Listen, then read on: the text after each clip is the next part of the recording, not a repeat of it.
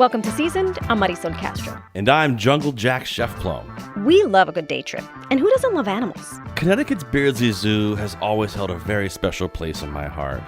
When my kids were younger, I basically stayed home with them during the day, and the zoo became a place that I would go to with the girls to let them run and play and learn respect for animals. And everyone there was always so amazing when we were there, and caring and just super friendly when it came to bringing my kids there. It really has a special place in my heart.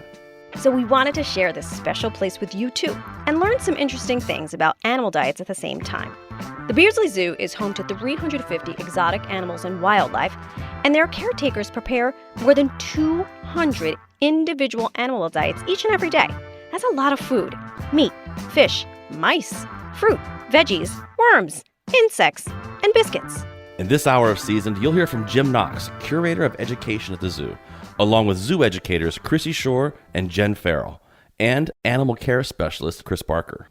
We'll start by the zoo's commissary. Now, the commissary looks a little like a fast food drive-thru from the outside. Inside is a very clean, professional-looking kitchen with steel tables set up for safe food prep, fridges, and lots of counter space for chopping. We meet Chrissy outside, where she explains a bit about what she does at the zoo. Then we'll put a mic up to the commissary window and talk while Chrissy chops a salad for the zoo's blue-tongued skinks and bearded dragons. All right, so I work with the ambassador animals here at the zoo, which means I do their daily care. I do their diet prep, which we're going to talk about a little later. I do their training, enrichment. I give programs, talk to the public, train staff on how to work with the animals. So a little bit of everything. So what's an ambassador animal? Great question. So an ambassador animal is an animal that teaches the public or schools, or we go to senior homes, just why their species is important, why animals are important, and why people should care about the planet. Can you give us an example of an ambassador animal? Absolutely. We have so many ambassador animals. We have lots of reptiles. We have some raptors. We have a bobcat. We have parrots. We have cockroaches. We have crickets. We have just a little bit of everything. What would someone be surprised to know about what you do here at the zoo? Wow. People are often surprised by how down and dirty we get. Often covered in everything from some greens for making diets to some poop to some dirt. You just never know what you're going to get covered in here. So I've been coming to this zoo with my little ones since they were very, very tiny, and we love the zoo. It's amazing. I love how all the animals have names. They all have names. So it's like I don't want to say pets, but they all have names. But that kind of shows how well they're cared for. Oh, yeah. And it shows in also the food that they eat. Can you talk about the quality of the food just as a whole? Oh, yeah. We get food better than I eat at my house. So we always joke that the keepers eat worse than the animals because we're eating chips and Oreos and terrible stuff. And then we spend all this time prepping nutritionally sound diets with supplements and making sure everyone gets exactly what they need in their diet. So they definitely get better food than we eat. Can you give us an example of some of the stuff they eat? Yeah, so depending upon what animals you have, we have a bobcat that gets a prepared horse meat diet along with other food enrichment items like whole prey items. And then you're going to see me make a reptile diet, and that's different greens and veggies and fruit. We have a macaw you might meet later that gets a prepared biscuit diet and cooked veggies, cooked fruit, seeds, nuts. So they get a little bit of everything. Yeah, half the reason I want to come here, Marisol, is because I have a dinner coming up. I need some great dinner ideas to serve. We got some recipes for you. Yeah, maybe we'll leave the supplements out. You might not need extra calcium. But, got you. So we're standing now in front of, there's a big window here, and there's like a dish tank back there, triple sinks, and lots of tables. It looks very much like a kitchen back here. Is that what this is? That is our commissary. So it's our kitchen. We have a couple different tables, so we can prep different diets all at once. Some zoos have a commissary keeper that makes all the diets. Every area makes their own diets, which I personally like. I like seeing exactly what the animals I'm taking care of are getting, and then I can see how they like it or whatnot. I really enjoy the full aspect of doing that. We have 4 areas of the zoo that make diets in here. So we have 3 tables, so we usually can score and have some space to make diets. How do you know what the animals want to eat? Or are you just like, I know this is good for you, so this is what you're going to eat? A little bit of both. So our diets are formulated by vet staff and talking to other zoos about what the animals should be eating. And then there's a little bit of what will they eat. And sometimes it's something crazy like the macaw won't eat the banana unless you leave the peel on. So there's a lot of trial and error to figure out exactly how to get them to eat what they eat. And our reptile diet, we have to chop very, very finely because similar to children, they don't want to eat a lot of veggies. So you kind of have to trick them. If they want the fruit, they got to eat the greens and they got to eat the veggies. Wow. So it's a little crazy. column A, little column B. They're definitely getting what they scientifically need, but sometimes we have to get a little creative about how to get them to eat it. Do they ever get sent to bed without their dessert because they have not finished their supper? Oh, without their desserts, absolutely. But never without their dinner. They always get what they need. You know, the chef in me is just sitting here listening to this conversation, Marisol, and I'm thinking, if I was in here, like, everyone's gonna think it sounds gross, but like the chef, I want to taste it. I want to see if it tastes good. Like, why wouldn't they eat it? Maybe I should taste it. Maybe I can do something different to it. Oh, yeah. Does it need more seasoning? Does this food get seasoned at all? Do you salt it? Nope, no seasoning. I mean, I'm not saying you're putting chili powder on it, but like... No seasoning. I mean, I assume some of the biscuit diets have something in them, but not really salt or anything like that. They get that from other sources. I love that this is like, I'm like the 5th grader here, and I'm like, you guys eat the food? You guys do it? I will say, when you're really hungry and you're making delicious salad, it does look really good. Not so much the meat diets. So can we watch you guys prepare something in here? Absolutely. So I'll go around and I'm going to make a reptile diet. It'll be for our blue-tongued skink and our bearded dragon today. Amazing. So you'll get to see me do a little prep, and Jim can answer any questions if you have them because he's familiar with the diet, and I'll come back out after. Sounds great. Cool. At this point, Chrissy heads into the commissary, and Jim Knox joins us at the commissary window, which kind of reminded us of a drive-through as we talk with Chrissy about reptile diets. Hi, I'd like a vanilla milkshake, large fries, and I would like the car for my gift, my toy. Oh, nice. Okay? Okay. Sorry. All right. Have at it, sister. So today I'm making the Monday, Wednesday, Friday reptile diet, which is for our skink, our blue-tongued skink and our bearded dragon. So I need 90 grams of greens. I'm going to try to give them a variety. Now, the greens she's talking about here, Marisol, if you look, it's a salad. I mean, that's red leaf lettuce. It looks like romaine hearts. Romaine. Maybe some kale. How about that? I mean, this looks like a great salad that I would eat. No kidding. Yes, I eat salads. I don't believe you. Chrissy, who taught you to chop? Doing it here a lot. Excellent. Chef, how's she doing, Chef? I'll cut my own greens too. Our knife skills are a 10 in my book. Wow, that's a compliment. So we're just dicing up. You're really just chopping up this lettuce into small bits, because is this some of the lettuce you have to hide?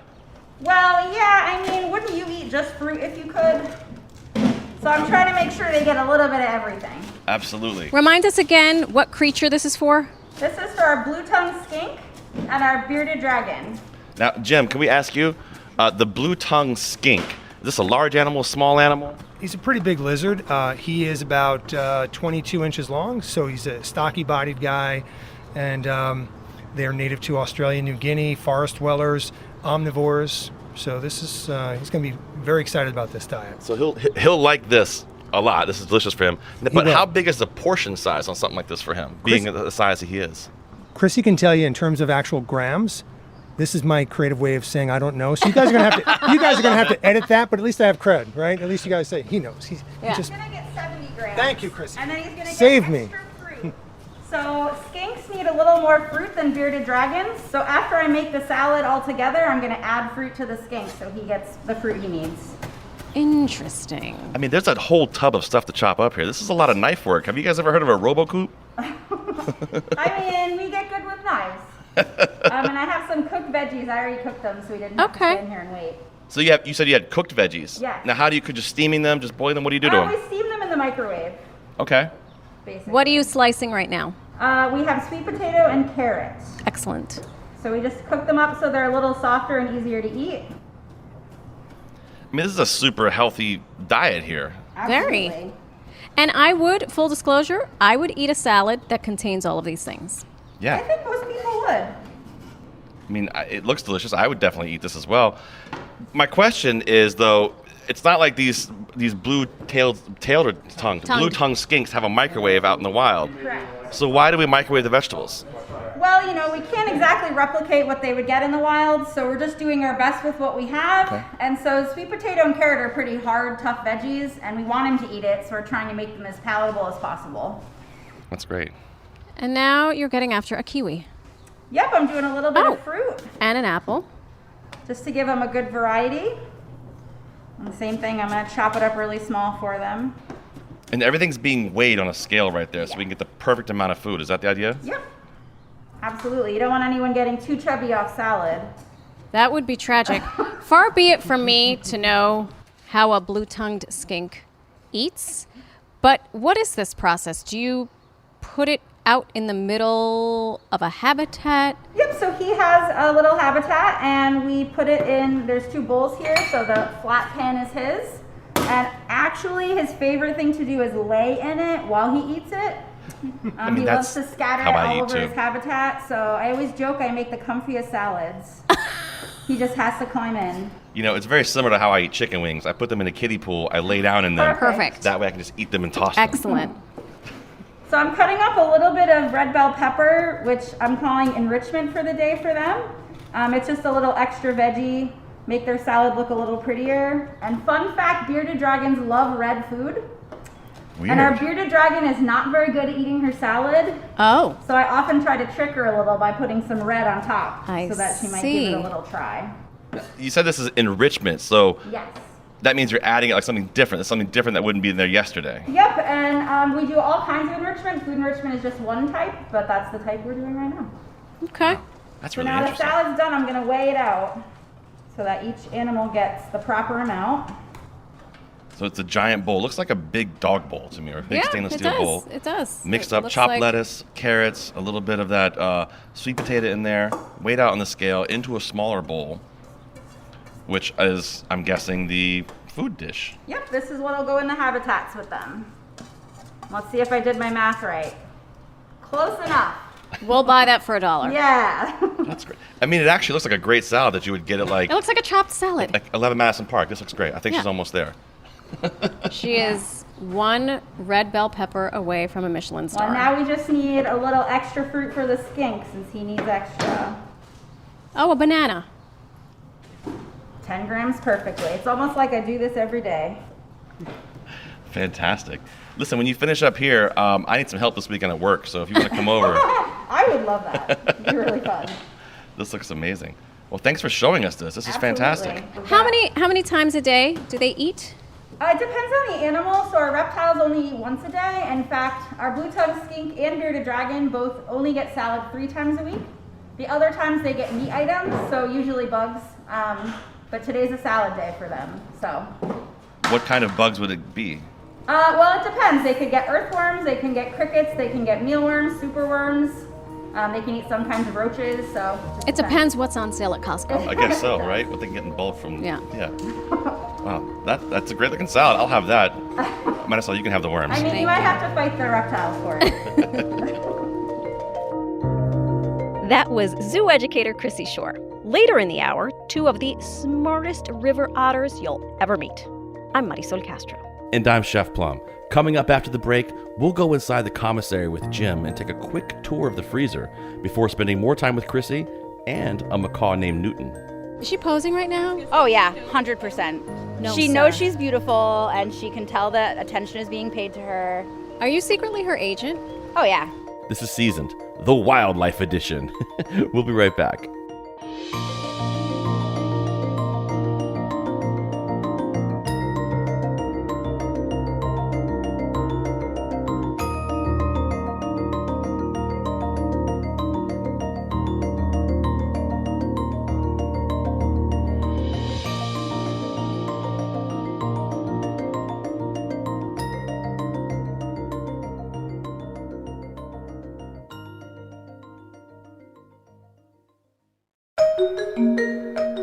Welcome back to Seasoned. I'm Marisol Castro. And I'm Chef Plum. Attention zoo guests, attention zoo guests. Welcome to Connecticut's Beardsley Zoo. Right now. Today, Marisol and I are learning about what our furry, scaly, and feathered friends eat at Connecticut's Beardsley Zoo. We're talking to my buddy Jim Knox, Curator of Education, and Chrissy Shore, a zoo educator. Before we get back to the animals and their diets, I want to give a shout out to the various gardens we passed as we walked around the zoo. From the commissary to the sculpture garden to the research station, you'll find a number of pollinator pathway gardens where ruby-throated hummingbirds and giant swallowtails have been spotted. The horticulturalists here at the zoo are also growing produce for the animals in their greenhouse, as well as bamboo for the red panda to eat. Side note, Jim called the red panda adorable. He says that's, quote, a scientific term for an animal that looks like a cub its entire life. Now, for safety, only a few people are allowed in the commissary at one time. When it was our turn to tour the commissary, Jim led the way. Okay, this is our commissary. Now, in the commissary, and Chris is preparing diets for some of our carnivores, some of our predators. This is not your standard kitchen, right? It's a very different sort of kitchen. It's very utilitarian in that the wall board here is waterproof, so that, you know, if you're doing dishes and you inadvertently spray a little water, you're good to go. All of our sponges are labeled. All of our, you guys know, right, proper and safe food prep, color-coded, meat, chicken, fish, and fruits and veggies. So we basically have 3 different prep surfaces here. So in times when we can get everybody in here, we can be very efficient, use the space very efficiently. Separate sinks for dishwashing and food prep. This is our pantry area. If you guys want to go in there and just see the, we have dry goods in there, from flamingo diet for our ibises to rat chow for our rodents, and you name it, it's in there. So you can check that out. I'll let you guys go in. It's a little cramped in there, so you can check it out. Oh, wow. It's like all the dry food. So we have bins. As you can see, they each hold up to about 100 pounds of dry goods each. Yeah. So This it's looks very- like how I do store my dog food. Yes, exactly. And these are great. I tell you, we won't promote any products right here. I don't think. But you guys this can do one that. is good. But this one is good. That's a really good one. You know, it's remarkable how much this looks like and feels like a professional kitchen. You walk in the door here, like you said, it's very utilitarian. The walls are all waterproof waterboard, stainless steel tables everywhere, triple sinks like in the kitchen, food prep sinks. I mean, it's really like a professional. I mean, even going as far as to walking into a small dry storage area over here. Very, very similar to a professional kitchen. Yes, absolutely. And it is a professional, it's an exotic animal, exotic wildlife professional kitchen. And we really maximize and utilize every square foot of space. Our drying racks, very utilitarian, very efficient. As you guys around this bench, you're gonna see some diets on the boards there. Now those diets can be printed up, cut out, and reposted, because it is not uncommon at all for those diets to change. If we have one of our moms-to-be, if one of our animals is maybe with cubs or going to be laying eggs, we may adjust their diet accordingly. Younger animals and older animals get different varieties of diets based on their age and their need. So just like we have young dog, diets for puppies and for senior dogs, Sure. Same thing here. And if you guys are up for the challenge, it's gonna be a little chilly, but it's about 93 out there now. So we're gonna go in where it's not even close to 93 in here. Sounds great. Sorry, can you really go to the bar? I'll just show you. Produce kitchen. Okay, so produce fridge rather, has it right off the kitchen here from our door. So we've got apples, sweet potatoes, oranges, broccoli, you name it. All the foods I want my kids to eat, and my teenage son says, no, Dad, I don't want that. All right, so all the good stuff here, right? We are thawing meat for tomorrow's predator diets right there. And if you guys are up to the real challenge, we're gonna look here. It is about 4 or 5 below zero. You can peek in, you don't have to freeze, but I'll show you real quickly. Okay. Okay, so, Nice. frozen strawberries, bird of prey diet, we have salmon racks, we have chicken cutlet, and for our vampire bats, most importantly, we have blood. You have blood, of course. I'm looking in the back there, and it looks like I'm seeing like a 0x1 strip loin or the T-bone looking steak there. Which I think it's the exact same vacuum sealed pack that you might buy in a restaurant situation. Look at this, whole bone in. That's a strip loin, which has, it's T-bone, so it has the tenderloin and the 0x1 strip inside it right now that you would cut like a T-bone steak out of. Fantastic. Let's talk about this outside. Okay, you guys can stave off the hypothermia. All right, thank you. Walking cool is the best place to be. And I don't want to forget, one more thing. If you guys are very one more thing for the diet we're going to do. This is known as the teas. I will not tell you the species, but we're going to be feeding one animal. Give me 2 seconds. I'll be right back. Okay. We really do need this. This is not for you guys. We're going to do this anyway, right? I got a little nervous when you grabbed a quart container a pint container. I thought we were getting a taste or something. Okay. Thanks for waiting. Okay, I'll tell you the item. Jim, tell us what you just did. Okay, so I pulled out 3. These are pinky mouse pups. We buy them frozen, we thaw them out, we feed them at room temperature for the mystery animal we're going to meet shortly. Wow. The Okay. mystery animal. So this animal is an obligate carnivore, just eats meat. They don't eat like mammals, so there's a big hint for you. They eat periodically, and these guys are offered food multiple times per week, but it's not unusual for them to eat maybe one meal a week. So we'll see. Okay. We'll see what we got. We are now part of the Beardsley Zoo mystery. Yes. We'll meet our mystery animal coming up. It's one of the most unique animals at the zoo and one of Jim's favorites. But first, we want to introduce you to one of our favorite animals at the zoo, mostly because she was so gorgeous and she actually spoke to us. We're meeting up with Chrissy again, this time at the Sculpture Garden, where we met Newton.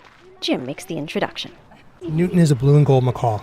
So she's a very large and beautiful parrot, an intelligent parrot. She's listening. All right, so this is Newton. She is our blue and gold macaw.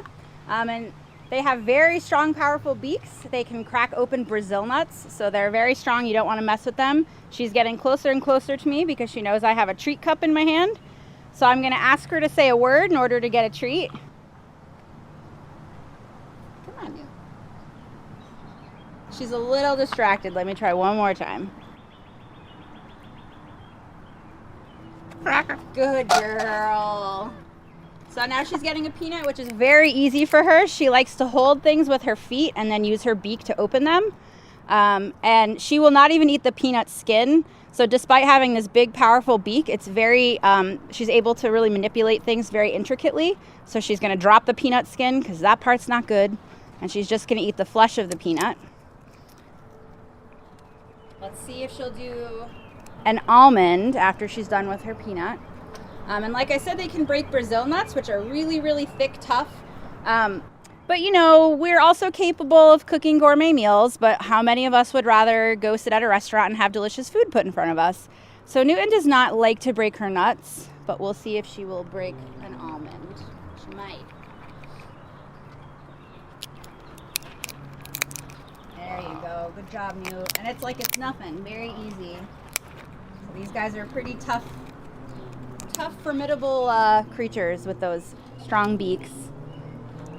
And I had mentioned before they use their feet a lot in eating.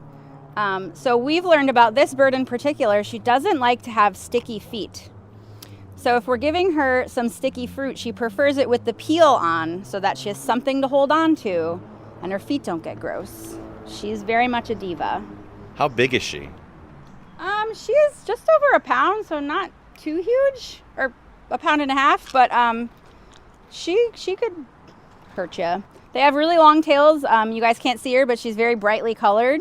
And so it's really cool if you go down to Central or South America, you'll see giant flocks of these guys. And I should say you'll hear them first. They're very, very loud. They call when they fly. I think you got it all. So now I'm going to demonstrate just a tiny little seed. And she's still able to open the seed and eat just the seed and then get rid of the shell because that part's not good. A beautiful bird. Is she peeling that thing? Yep. She's peeling the grape. Yeah, she doesn't eat peels, guys. So in the morning when we take her food, we assess how they eat every day. So we know if they're eating well.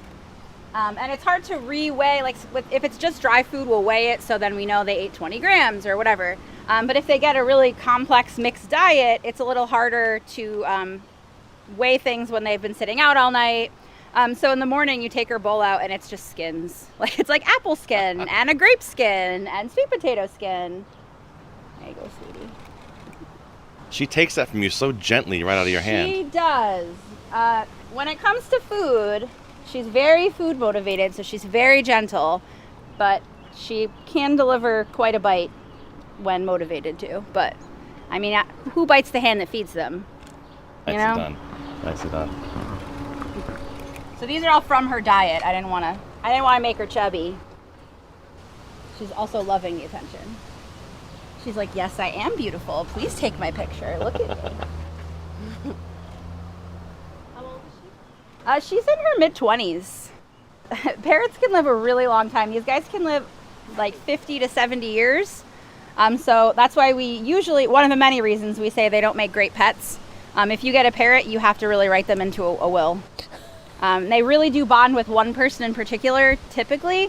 We try to do things a little differently here with ours, again, because we have a department of about 10 people that we want to be able to work with her.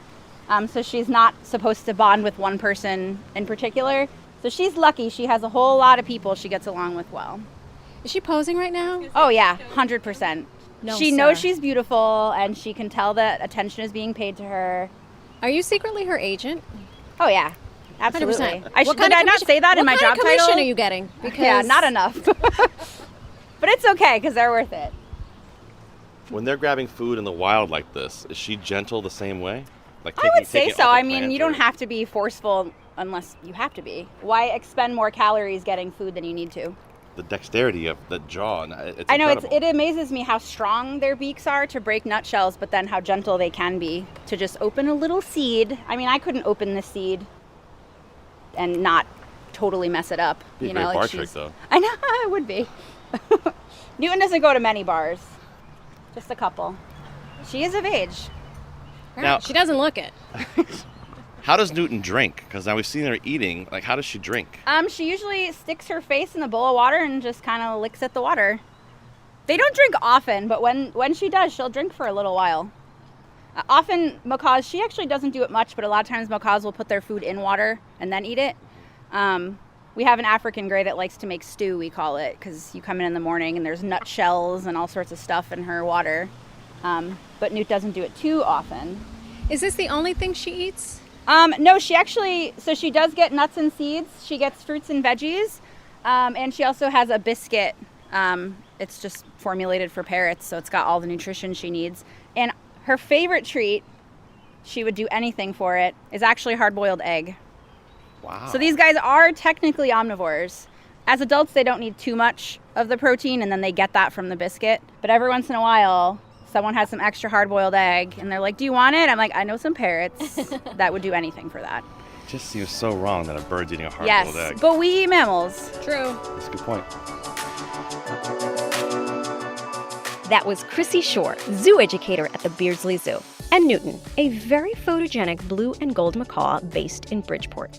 And seriously, you guys, she has an agent. She will totally pose in your wedding photos if you get married at the zoo. It's a complete thing. You can see photos of Newton by our very own Ryan Caron King at ctpublic.org/seasoned. I'm Marisol Castro. And I'm Chef Plum. We're going to take one more short break, but when we come back, we watch our mystery animal, affectionately called a snot otter, snack on a pinky mouse. Sounds like something out of a Harry Potter novel. So There's keep not an really eye. much chewing going on with this, I'm assuming. Nope, right? they do thrash it around. They use the pouch underneath their chin, like how like in there it's gone. Plus, you'll meet Tahu and Sedge, the newest otters at the zoo. This is Seasoned. We'll be right back.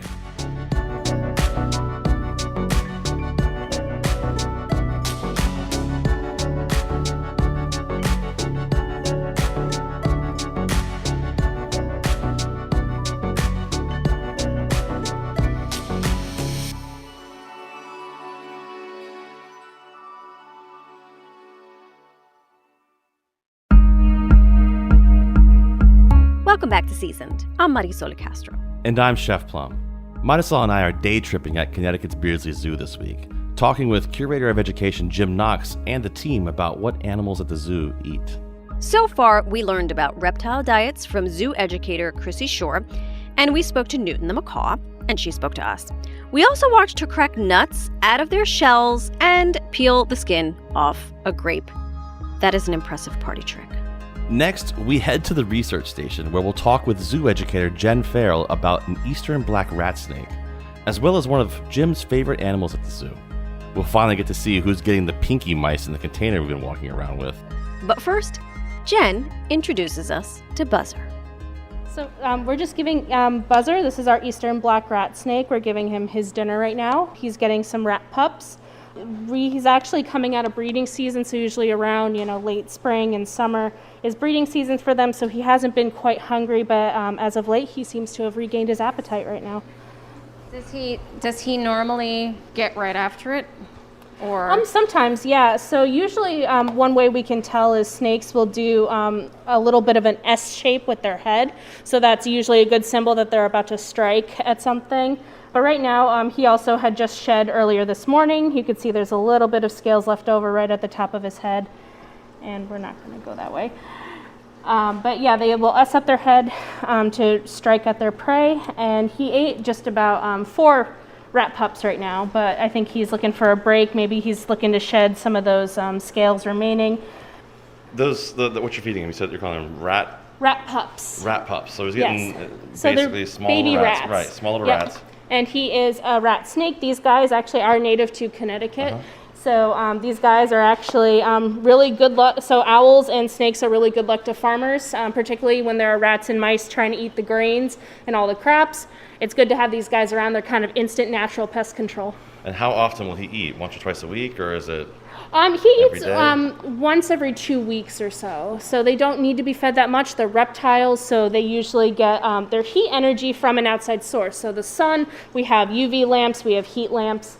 So they have all those things that they need to, stay warm. So they don't necessarily need to eat all the time to maintain their internal body temperature. Because mammals generate heat from digesting Right, food. we eat a lot so that we can generate our own body heat, but reptiles don't necessarily need that. Yeah, I don't think I want to try a rat pup. So you want to try one? I don't think I'm. You sure? You never I'm know. Good right now. Thanks, I'm good. I'm good. So we're gonna give him a break right now because he's done pretty good job eating today. And I know Jim wanted to show you probably one of our more unique animals. I mean, they're all unique. They all have their own special things about them. Jim, if you would like to share. So these guys are really unique. They're an animal that is definitely threatened, and they were actually up for endangered species consideration under the Endangered Species Act in the last few years. They're America's giant salamander. They're called hellbenders. They have many, many nicknames, but this is an eastern hellbender.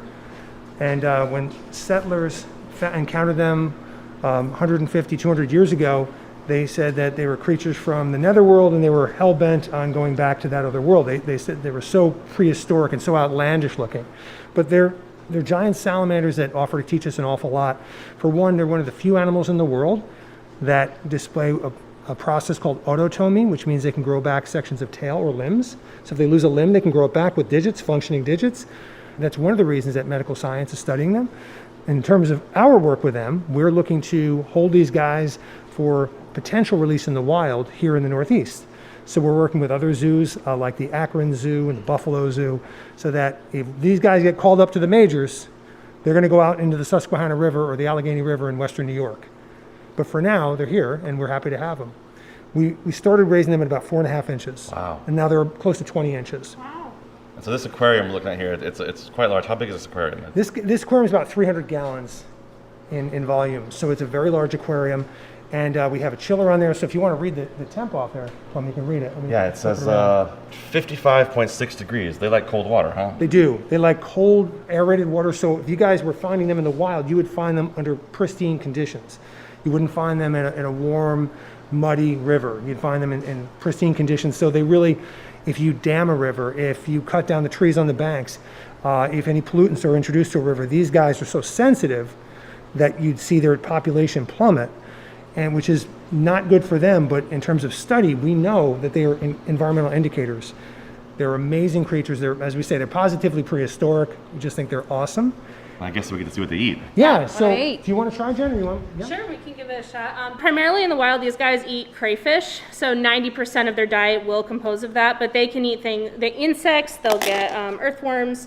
So we do have Canadian night crawlers here, which sometimes they'll eat. It's sometimes 50-50, so sometimes they will eat it and it moves and they're like, great, something I can strike at. Other times they're like, oh my gosh, it moves, get it away from me. So sometimes they'll get nervous, which is, just a funny behavior that you find when they're here. But if they do not feel like eating night crawlers, we will give them pinky mice as well. We also have fish in that freezer, and we also can give them crickets. So sometimes we'll give them insects as well. But they can eat in the wild. They can eat snails. They can eat aquatic insects, even when they get to be adult stage, small frogs as well. And how often do they eat, or how often do you feed them? Honestly, they'd be great if they eat once a week. They don't need to eat too much. They actually can be very picky as to when they want to eat. So sometimes we'll offer them food every single day, but they can choose when they want to eat. And are these animals, they hunt? Yes, In the they wild? are their apex predators in their aquatic setting. Wow, that's crazy. My favorite thing about them is this is actually the largest salamander skull. So they are third in the world.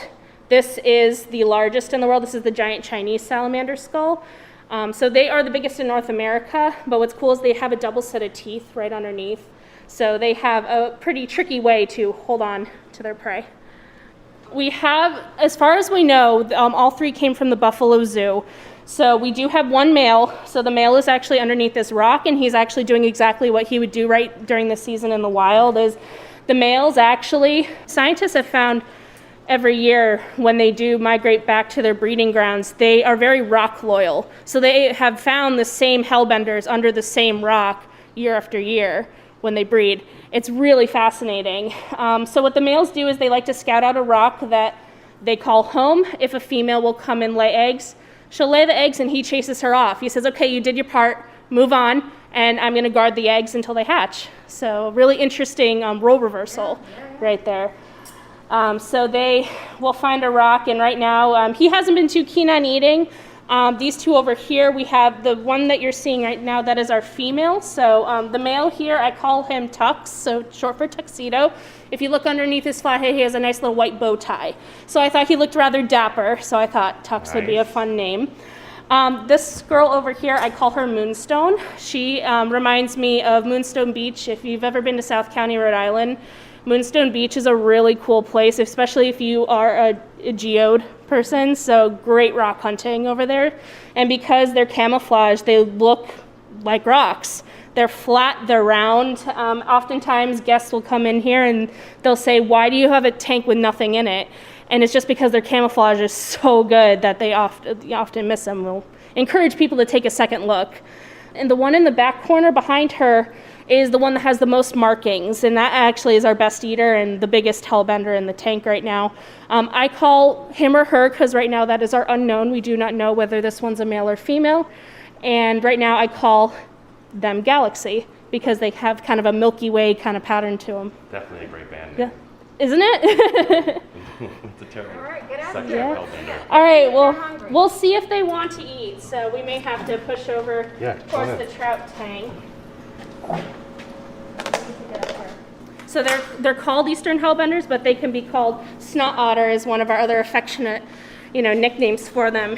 Same thing I call my daughters. As salamanders, they have a mucousy, membrane right over it. It protects their skin, but can also make them distasteful to, predators, things like river otters, mink, raccoons, and even in their juvenile stages, other bigger fish can, eat smaller hellbenders. But when they start getting bigger, they do shed that skin a little bit. Yeah, but we're gonna see if she wants to eat, and I can guarantee you Galaxy will probably want to eat.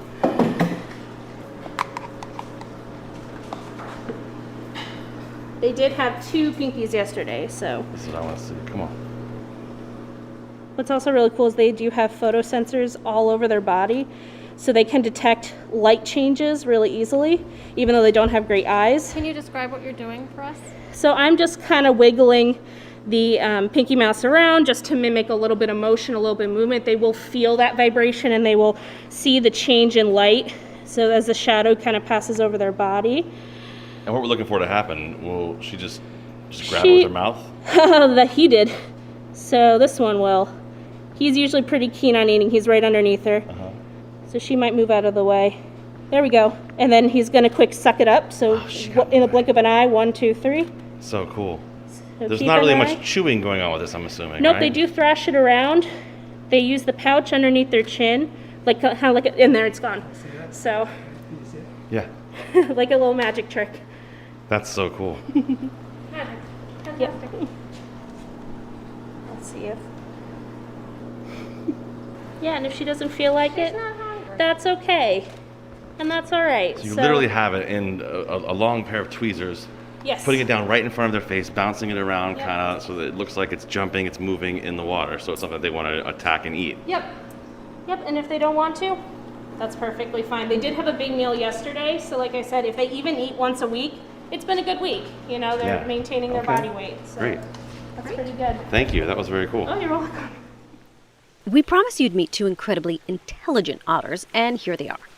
Animal care specialist Chris Barker has an amazing rapport with them, especially considering how new to the zoo they are. You'll hear Chris give simple commands as he tosses fish to the otters. Chris, so you are here and we're hanging out with otters, and these are 2 new otters here at the zoo, right? Yep, these are Tahu and Sedge. We didn't name them, they came with those names. Tahu has been here for a couple of months longer than Sedge, so she's a little bit further along in her training.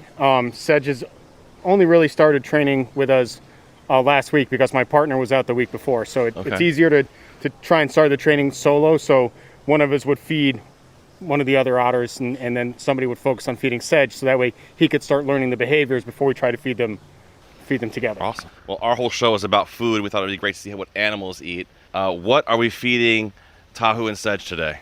Their PM diet is fish. It's going to be 2 different kinds of fish.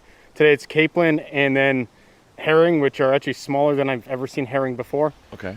They do get other varieties of fish, but what was in the fish bin, and just for ease for today, we did that. And then because it's 1,000,000 degrees outside, I got some fish blocks, which are probably just little bits of the scraps at the bottom of the frozen sleeves of fish, added with some water, and they can either float around with them or chew on them, trying to get the. It's like a fish stock, like a fish popsicle. It's like a fish popsicle, yeah. Sure. But what's interesting is these guys are line of sight predators. So if we wanted them to really pay attention, or at least the old otters, we would have to use water without any fish juice so they could see the fish inside them. Oh, okay. These guys are younger and a little bit more animated, so they're probably just going to go for them anyway and chew on them anyway, because I've seen them do it. But our older otters were like, that doesn't have fish in it. It's just gray water. No, so they actually had to see it. I love that they're picky. That makes me excited. Yeah. Right, so how do we do this? Hi, bud. Tahu. Tahu, seat. Tahu. Good. Sedge. You know So what to do, he bud. had Tahu sit almost like a dog and threw the piece of fish Sedge. to him. You know where you're supposed to go, buddy.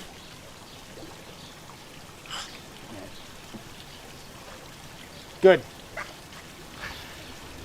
Water. I know, Tahu. Good. So he pointed to the water, and Seat. the otter ran right to the water. Then he got his piece of fish. All right, good enough. Good boy. Good, Tahu. So Chris, what is the reasoning behind having them do commands for you? Good. So right now you can see that it's easier to separate them because they were just running around back and forth. So this makes sure it's easy for us to make sure each otter gets what they're supposed to get. And also when we start introducing more complex behaviors, like you saw the old otters that we had, we were able to go into the slide and go different various parts of the yard when we asked. This is a return point, so the otters come back to it. And then if we're doing a behavior, good boy, and the otters are getting frustrated, like they're just not getting it or they're not feeling it that day, we can have them do a simple behavior like just go to their station, and then they don't get frustrated and they're more willing to work. It's just like us, they can have a bad day and not want to do it. And if you keep asking them to do something that they're not getting, they're gonna want to quit on you. Good. It makes a lot of sense because you can then maintain the diet. You can see what they're eating, make sure they're both getting enough to eat. And this is kind of like a gateway to other behaviors that we can train with them.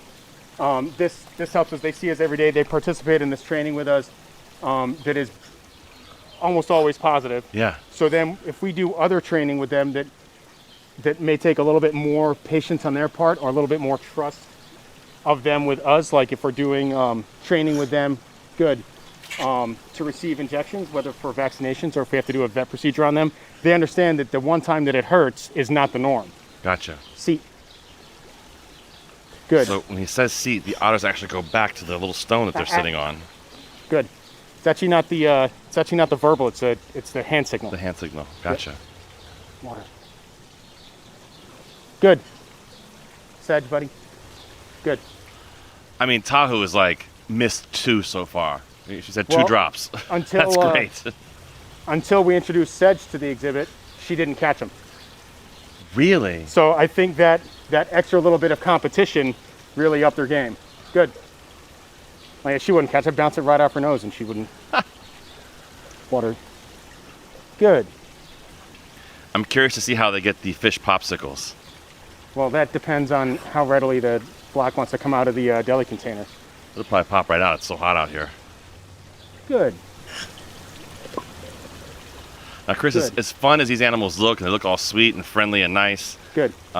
That's not usually the case with otters, is it?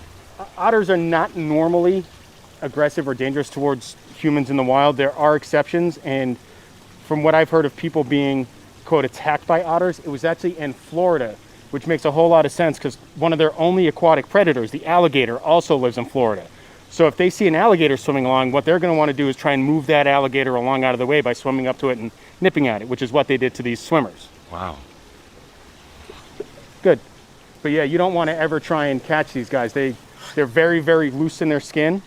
They can turn. Their reflexes are very, very fast. And they're in the same family as badgers and wolverines. So skunks also used to be in this family. Now skunks are in their own family. So these guys can actually spray like skunks. It's just not as potent. Good.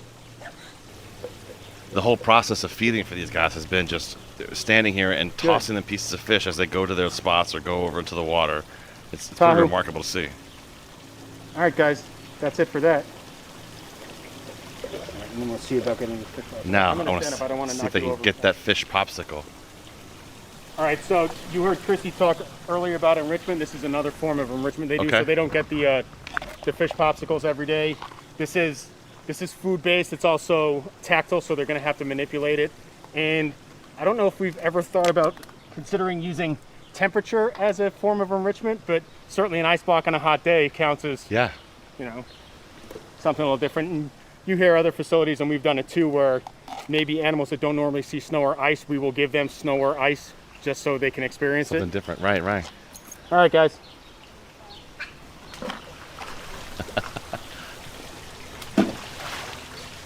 So he just threw the blocks in.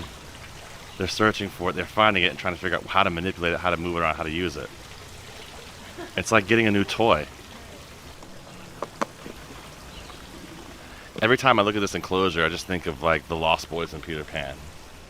Can you tell them apart by just seeing them like this, or you have to have them out of the water to tell them apart? Yeah, I can usually tell them apart pretty good. So who's over here? That looks like Tahu.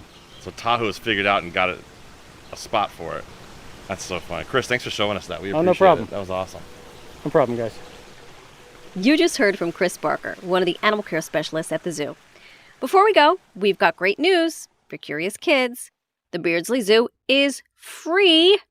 Free 99 for Connecticut kids under 18 and one accompanying adult for the rest of the summer. As part of Connecticut's Summer at the Museum program, admission to participating museums, zoos, aquariums, and science centers is free for kids through September 6th. See the zoo's website for details and to register for tickets online. Go to beardsleyzoo.org. We'll have the link at our website as well. Special thanks to Jim Knox, our tour guide for much of this episode. He is the curator of education at the Beardsley Zoo. And thanks also to zoo educators Chrissy Shore and Jen Farrell, and animal care specialist Chris Barker. I'm Marisol Castro. And I'm Jungle Jack Chef Plum. Seasoned is produced by Robyn, Doyon-Aitken, and Catie Talarski. Our interns are Maisy Carvalho and Kelly Langevin. They helped with social media this week.